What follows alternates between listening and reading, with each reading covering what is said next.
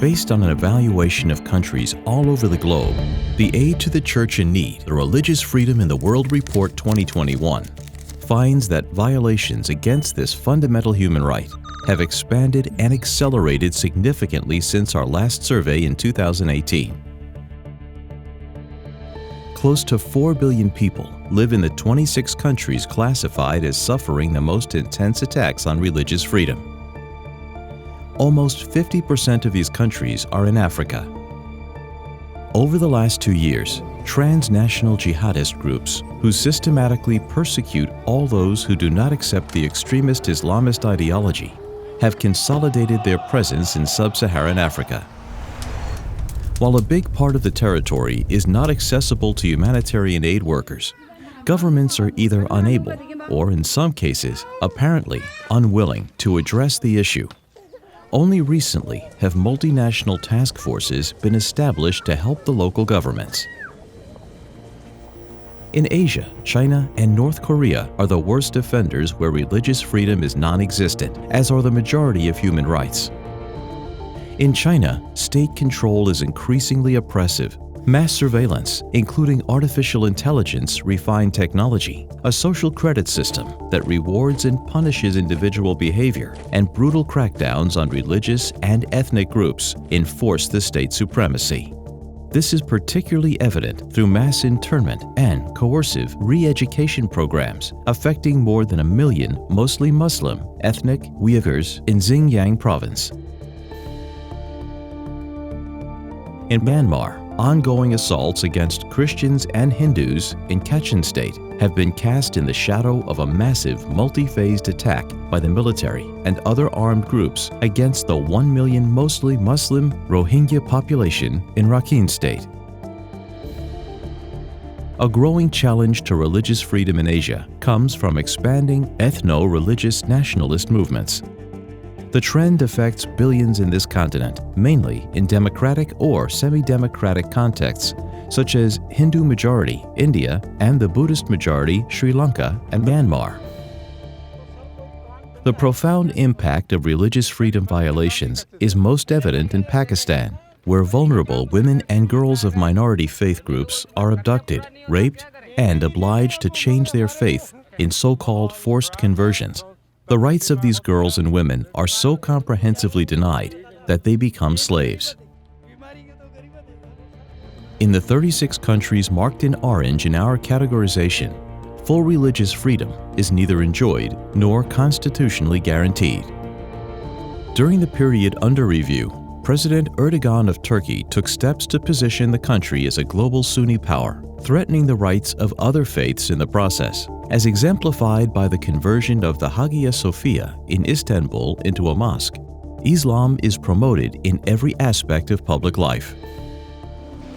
In some states in the Middle East, South and Central Asia, and the former Soviet countries, freedom of worship is guaranteed, but not full religious freedom.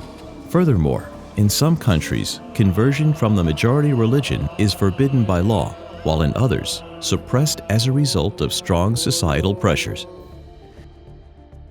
The COVID-19 pandemic had profound implications for human rights, including that of religious freedom. Militant groups have taken advantage of governments who have been distracted by the need to concentrate on tackling the pandemic. In Africa, for example, Islamist extremists have increased attacks, thereby entrenching territorial gains and recruiting new members.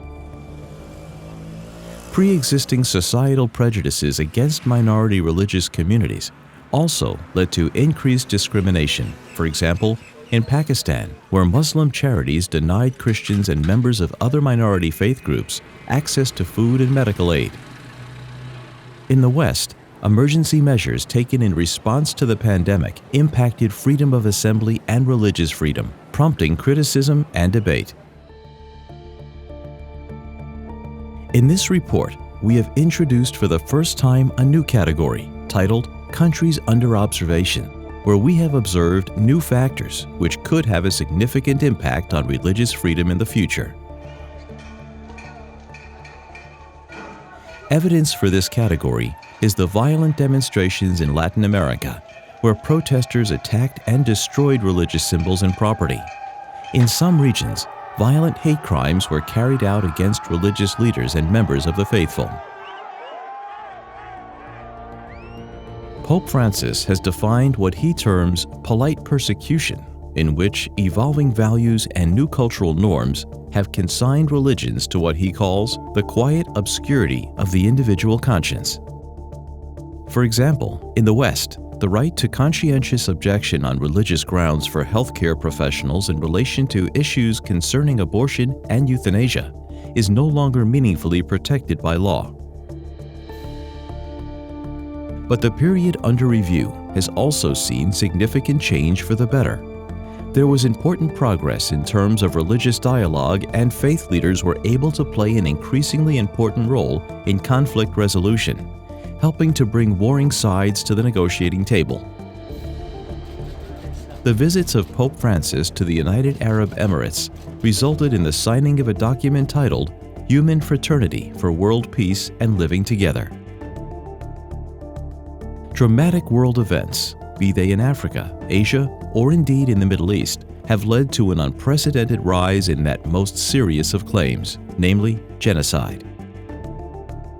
The Religious Freedom Report reflects the mission of ACN to be a voice for those who are suffering and silenced as a result of persecution. As Pope Francis said in 2015, in a world where various forms of modern tyranny seek to suppress religious freedom, it is imperative that the followers of the various religions join their voices in calling for peace, tolerance, and respect for the dignity and rights of others.